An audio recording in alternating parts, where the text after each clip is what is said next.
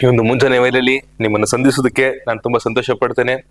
ನೀವು ಅದೇ ರೀತಿ ಸಂತೋಷವಾಗಿದ್ದೀರಾ ಅಂತ ನಾನು ವಿಶ್ವಾಸಿಸ್ತೇನೆ. ಎಲ್ಲ ಸಂತೋಷವಾಗಿದ್ದೀರಾ? ನಮ್ಮನ್ನು ನಾವು ಪರಿಹರಿಸಿಕೊಳ್ಳೋಣ. ದೇವರು ನಮ್ಮನ್ನು ಈ ದಿನದವರೆಗೂ ಆತನು ಕೃಪೆಯಿಂದ ನಮ್ಮನ್ನು ಅದನ್ನು ಕಾಪಾಡಿಕೊಂಡು ಬಂದಿದ್ದಾನೆ. ಓಕೆ, ಈ ದಿನದ ದೇವರ ವಾಕ್ಯಕ್ಕೋಸ್ಕರ ನಾವು ಹೋಗೋಣ. ಈ ದಿನದ ಅನುದಿನ ದೇವರ ವಾಕ್ಯ ರೋಮಾಪುರದವರಿಗೆ ಬರೆದ ಪತ್ರಿಕೆ ಅದರ 4ನೇ ಅಧ್ಯಾಯ 6ನೇ ವಚನದಿಂದ 10ನೇ ವಚನದವರೆಗೂ. ನನ್ನ ಜೊತೆ ಸೇರಿ ನೀವು ಸಹ ಸತ್ಯವನ್ನು ತೆಗೆದುಕೊಂಡು ನಿಮ್ಮ ಭಾಷೆಯಲ್ಲಿ ನೀವು ಓದಬೇಕಂತ ನಾನು ಕೇಳಿಕೊಳ್ಳುತ್ತೇನೆ. ದೇವರು ಯಾವನನ್ನು ಪುಣ್ಯ ಕ್ರಿಯೆಗಳಿಂದ ನೀತಿವಂತನೆಂದು ಎಣಿಸುತ್ತಾನೋ ಅವನು ಧನ್ಯನೆಂದು ದಾವೀದನು ಸಹ ಹೇಳುತ್ತಾನೆ. ಹೇಗೆಂದರೆ, ಯಾರ ಅಪರಾಧಗಳು ಪರಿಹಾರವಾಗಿವೆಯೋ, ಯಾರ ಪಾಪಗಳು ಕ್ಷಮಿಸಲ್ಪಟ್ಟಿವೆಯೋ ಅವರೇ ಧನ್ಯರು. ಕರ್ತನು ಯಾವನ ಪಾಪವನ್ನು ಲೆಕ್ಕಕ್ಕೆ ತರುವುದಿಲ್ಲವೋ ಆ ಮನುಷ್ಯನೇ ಧನ್ಯನು.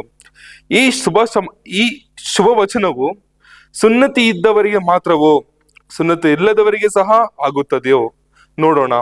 ಅಬ್ರಹಾಮನ ಲೆಕ್ಕಕ್ಕೆ ಅವನ ನಂಬಿಕೆ ನೀತಿ ಎಂದು ಎಣಿಸಲ್ಪಟ್ಟಿತು ಎಂಬುದಾಗಿ ಹೇಳುತ್ತೇವಲ್ಲ, ಅದು ಯಾವಾಗ ಎಣಿಸಲ್ಪಟ್ಟಿತು? ಅವನಿಗೆ ಸುನ್ನತಿಯಾದ ಮೇಲೆಯೋ, ಸುನ್ನತಿಯಾಗುವುದಕ್ಕೆ ಮೊದಲೋ? ಸುನ್ನತಿಯಾದ ಮೇಲೆ ಅಲ್ಲ, ಸುನ್ನತಿಯಾಗುವುದಕ್ಕೆ ಮೊದಲೇ ಎಣಿಸಲ್ಪಟ್ಟಿತು. ಆಮೇನ್. ಈ ವಾಕ್ಯದಲ್ಲಿ ನೋಡ್ತೇವೆ, ದೇವರು ಬರೀ ಒಂದು ಜನಾಂಗಕ್ಕೆ ಮಾತ್ರ ಆತನ ದೇವರಲ್ಲ, ಆತನು ಒಬ್ಬನೇ ದೇವರಾದ ಕಾರಣ ಆತನು ಎಲ್ಲರಿಗೂ ಆತನ ದೇವರಾಗಿದ್ದಾನೆ. ಆತನ ಸರ್ವ ಸೃಷ್ಟಿಗೆ ಯಜಮಾನನಾಗಿದ್ದಾನೆ. ಆತನ ನಾವು ಆರಾಧಿಸಲು ಈ ಸಮಯದಲ್ಲಿ ನಾವು ಬಂದಿದ್ದೇವೆ. ಒಂದು ನಿಮಿಷ ಕಾರಣ ನಮ್ಮ ಕಣ್ಣುಗಳನ್ನು ಮುಚ್ಚಿಕೊಂಡು ನಮ್ಮನ್ನ ಒಪ್ಪಿಸಿಕೊಟ್ಟು ನಾವು ಪ್ರಾರ್ಥನೆ ಮಾಡಿಕೊಳ್ಳೋಣ.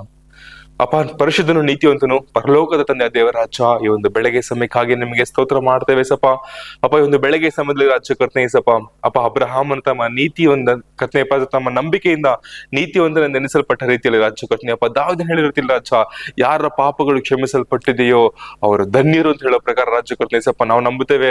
ಅಪ್ಪ, ಈ ದಿನ ರಾಜ್ಯ ಕರ್ತನೆ ನಿಮ್ಮೊಂದು ಶಿಲುಬೆ ರಕ್ತದಿಂದ ರಾಜ ನಮ್ಮೊಂದು ಪಾಪಗಳನ್ನ ನೀನು ತೊಳ್ಳಿ ಶುದ್ಧಿಗೊಳಿಸಿದಕ್ಕಾಗಿ ನಿನಗೆ ಸ್ತೋತ್ರ ಮಾಡ್ತೇನೆ ರಾಜ್ಯ ಕರ್ತನೆ ಅಪ್ಪ. ನಿಮ್ಮ ವಾಕ್ಯ ಹೇಳುತ್ತಲ್ಲ ರಾಜ್ಯ ಕರ್ತನೆ, ಯಾರು ಕರ್ತನೆ ಹೃದಯದಿಂದ ನಂಬಿ ಬಾಯಿಂದ ಅರಿಕೆ ಮಾಡುತ್ತಾರೋ ಅವರೆಲ್ಲರಿಗೂ ರಕ್ಷಣೆ ದೊರಕುತ್ತದೆ ಹೇಳಿದೇವ್ರು ರಾಜ್ಯ ಕರ್ತನೆ ಅಪ್ಪ. ಈ ದಿನದಲ್ಲಿ ರಾಜ್ಯ ಕರ್ತನೆ ತಮ್ಮ ಬಾಯಿಗಳಿಂದ ಅರಿಕೆ ಮಾಡ್ತಾರೋ ಒಬ್ಬೊಬ್ಬರನ್ನು ಕರ್ತನೆಯಪ್ಪ ನೀವು ಮುಟ್ಟಬೇಕೆಂದು ಪ್ರಾರ್ಥನೆ ಮಾಡ್ತೇವೆ ರಾಜ್ಯ ಕರ್ತನೆ ಅಪ್ಪ. ನಿಮ್ಮ ಕರ್ತನೆಯಪ್ಪ ಆತ್ಮಿಕ ವರಗಳಲ್ಲಿ ತುಂಬಿಸಬೇಕೆಂದು ಪ್ರಾರ್ಥನೆ ಮಾಡ್ತೇನೆ ರಾಜ್ಯ ಕರ್ತನೆ ಸಪ.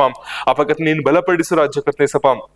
ಕರ್ತನೆ ಯಾರಾದ್ರೂ ರಾಜ್ಯ ಕರ್ತನೆ ಸಪ ಅಪ್ಪ ಒಂದು ಪಾಪದ ಬಲೆಯಲ್ಲಿ ಸಿಕ್ಕಿ ಬಿದ್ದು ರಾಜ್ಯ ಕರ್ತನೆ ಅಪ್ಪ, ಪಾಪವನ್ನು ಬಿಡದೆ ಕರ್ತನೆಯಪ್ಪ ಕಷ್ಟಪಡ್ತಿದ್ರು ರಾಜ್ಯ ಕರ್ತನೆ ಸಪ, ಅಂತವ್ರು ನೀನು ಮುಟ್ಟಬೇಕೆಂದು ಪ್ರಾರ್ಥನೆ ಮಾಡ್ತೇನೆ ಸಪ. ಇದರಲ್ಲಿ ರಾಜ ಒಂದು ಬಿಡುಗಡೆಯನ್ನು ದಯಪಾಲಿಸಬೇಕೆಂದು ಪ್ರಾರ್ಥನೆ ಮಾಡ್ತೇನೆ ರಾಜ್ಯ ಕರ್ತನೆ ಅಪ್ಪ. ಕರ್ತನೆ ನಂಬಿಕೆಯಿಂದ ನಾವು ಪ್ರಾರ್ಥನೆ ಮಾಡ್ತೇವೆ ರಾಜ್ಯ ಕರ್ತನೆ ಯೇಸುವಿನ ನಾಮದಲ್ಲಿ ರಾಜ್ಯ ಕರ್ತನೆಯಪ್ಪ. ಎಲ್ಲ ಪಾಪದ ಕಟ್ಟುಗಳಿಂದ ಅವ್ರನ್ನ ಬಿಡಿಸಬೇಕೆಂದು ಪ್ರಾರ್ಥನೆ ಮಾಡ್ತೇನೆ ರಾಜ್ಯ ಕರ್ತನೆ ಸಪ.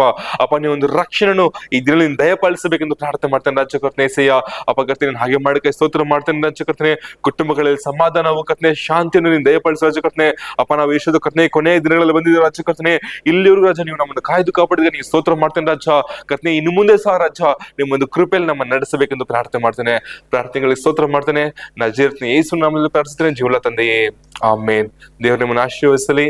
ಇದನ್ನು ನೋಡಿ ಚಾನಲ್ಗೆ ಸಬ್ಸ್ಕ್ರೈಬ್ ಮಾಡಿಕೊಳ್ಳಿ, ಮತ್ತೊಬ್ಬರಿಗೆ ಸಹ ನೀವು ಕಳಿಸಿಕೊಡಿ. ದೇವರು ನಿಮ್ಮನ್ನು ಆಶೀರ್ವದಿಸ್ತಾರೆ. ಆಮೇನ್.